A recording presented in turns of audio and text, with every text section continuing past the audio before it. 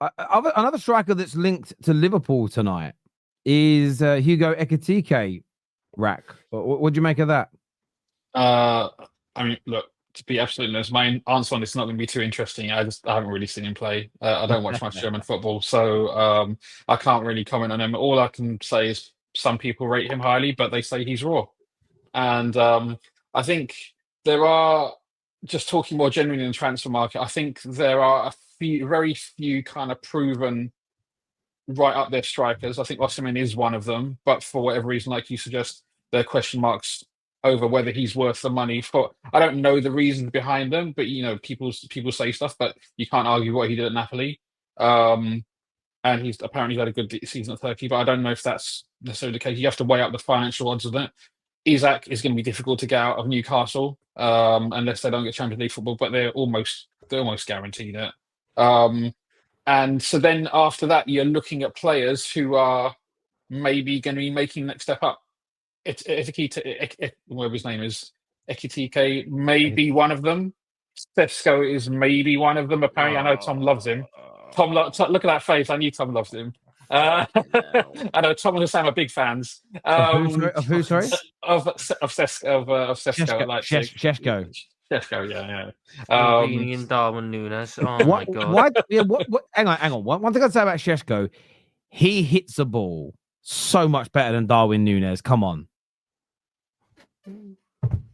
At least my striker can kick a football. He's not going to score many goals, but he kicks the football. Why would he not score more goals at your club? With how well he tracks the ball? He's not going to score enough goals. I'm not. Okay. We've given Salah and Van Dijk new contracts, mega contracts, 2-year deals. There was no point in giving them these 2-year contracts to then surround them with projects that they're never going to see the fruition of. If you've given them these contracts, it's so you can maximize winning now. I am not doing 100 million quid on Ekitike or Sesko and start on the same cycle that I started with Nunez 3 summers ago. When I'm going to sit there and hope the striker eventually comes good. But neither of those guys are going to be that kind of money. You're probably looking at about 50 million euros or something like that, I guess. Ekitike is 100 million euros. Then no one's going to buy him. And I'm pretty sure that's I didn't feel next to the Arteta ban on that, Terry. Was it good? No one's going to buy him for 100 million. No one's going to buy him for. Then he's going to stay. Then he's going to stay at Frankfurt. The perfect opportunity on our laps. For some reason, Antonio Conte wants Nunez. Do what it takes. If you're that desperate for a striker, give him Nunez and 20 million quid and give me Victor Osimhen. And I can run a striker who scores goals for 2 years, maximise what I've got here, and then see what it's like after 2 years. If it's working, we keep him. If it's not, we can shift him onto Saudi and make a profit on him. And I don't have to see Nunez anymore. Who are you talking about? If it came down to it, I had to pick between Ekitike, Sesko, or Osimhen. I'm just taking Osimhen. And hell yeah. I'm not doing. Rax, please don't tell me you want Sesko. If you want Sesko, I will block you. No. What I was saying is that there's a couple of proven goal scorers out there. Your Alexander Isaks, your Osimhens, and those kind of guys. And after those 2 or 3 players, the drop off, you're going to young players who maybe at some point in the future, if you're willing to take a risk, may get there. So you have to choose which one, how you're going to cut your costs. But can I just say one thing? Can I just give a general response? I'm actually going to agree with something Tom said here. Tom brought up a good point, very rare, but he brought up a good point. He said, look, if you cannot get like someone that you want, like of that caliber, the bare minimum you can do in my eyes is at least get Prem proven. Let's say, I'll give you an example right now. We would much rather spend 80 million, let's say, on Mbeumo than on Sesko. Because guess what? I know Mbuemo's like a second striker / right winger / fault line, whatever it is. Let's not get technical here. The point is, I know that Mbeumo in this Liverpool side is going to score me 17, 18 goals. Fairs? I'm not going to go over the top. I'm not going to exaggerate. 17, 18 goals. Sesko is a risk. I don't know that because he's got 14 goals in 30 Bundesliga games. Imagine.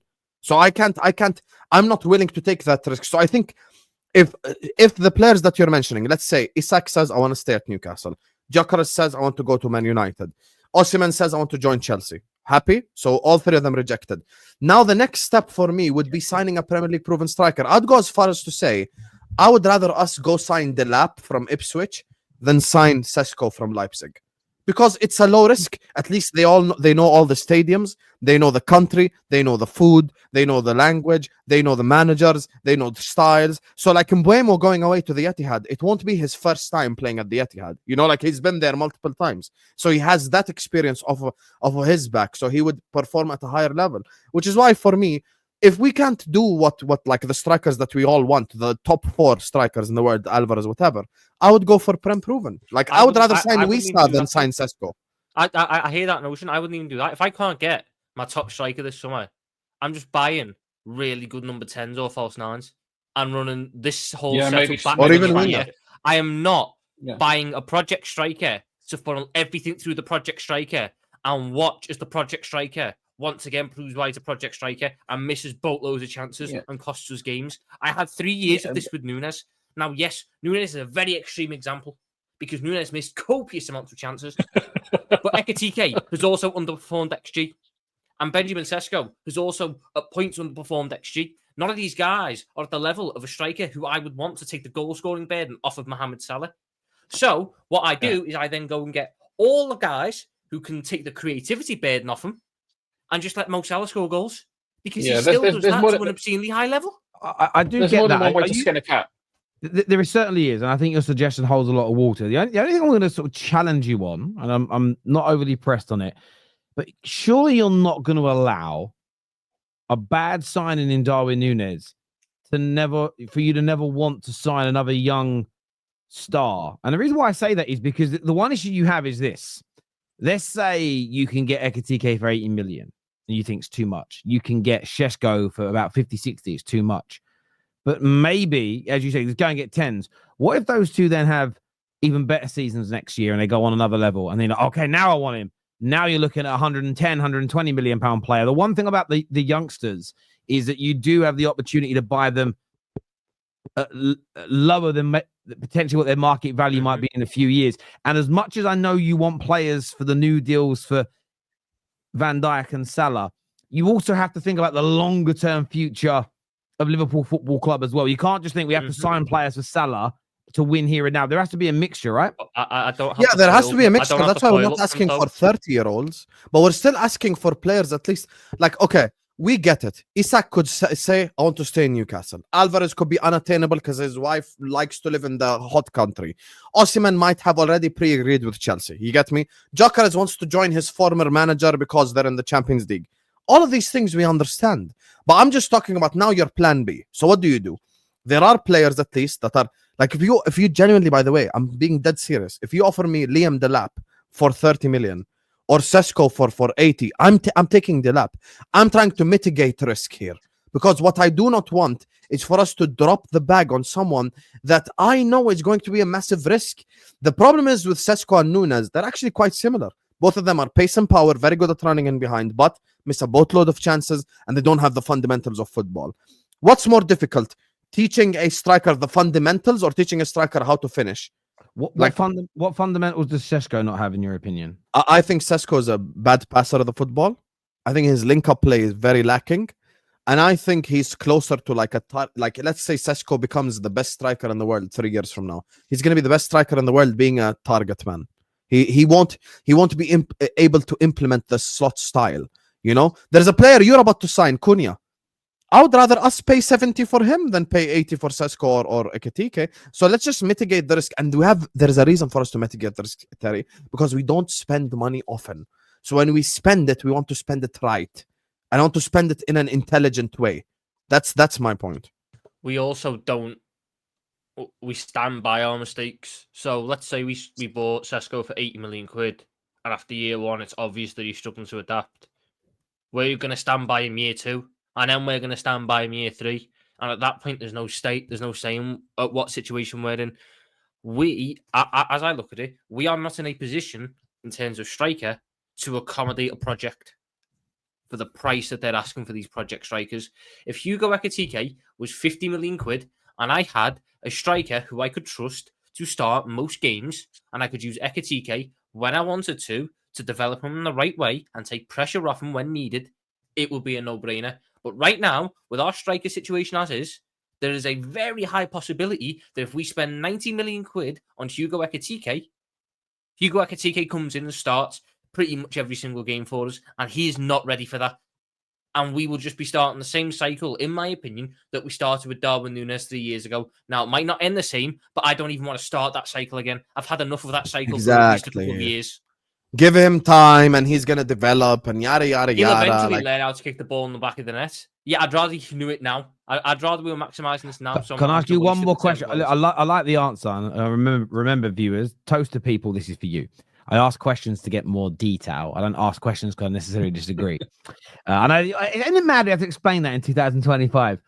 One final question on it, and then I want to ask you guys a Yulkarez question. Do you not feel differently about it because it's Michael Edwards making these decisions now? Does that not change your mind slightly? I get you're a little bit hurt because of what's happened with Darwin Nunez, but if you've got maybe the best in the business at running football clubs, could that not change your mind at all? No, I've watched too much of Benjamin Sesko to not change my mind. Okay. Michael Edwards might well be a miracle worker, but he's not the coach. Michael Edwards could buy him. No. He's not going to mold him on the training ground into being this. Michael Edwards also signed Naby Keita, so he can't be 100% spot on all the time. I hear that. Oh, yeah, but Naby Keita was also a different story as well, right? Naby Keita, when he played at the start, he was very good. He just constantly got injured. We signed him the season. We signed him the season before he came, and that season he was not just phenomenal. He wasn't injured. The following season, when he was at, I can't remember where we bought him from. He was injured a lot, and then he came to Liverpool and was injured a lot, and then obviously it kind of all went downhill from there. I'm. Many people probably won't be surprised to say if he comes to Liverpool, I'll keep an open mind. I think. Well, we don't look as fans. We don't really have much choice. If he shows up tomorrow, what are we going to do? We're not going to turn up and start protesting. Obviously, I'm going to rant. Sure. I'm sure you will. I'd expect nothing less. It will be the most pain show support I'll have for the player until he proves me wrong, because I just do not see anything in him. There's a reason why I was so desperate for Arsenal to sign him. I just feel like you're pushing yourself into a tunnel that you're not going to get out of.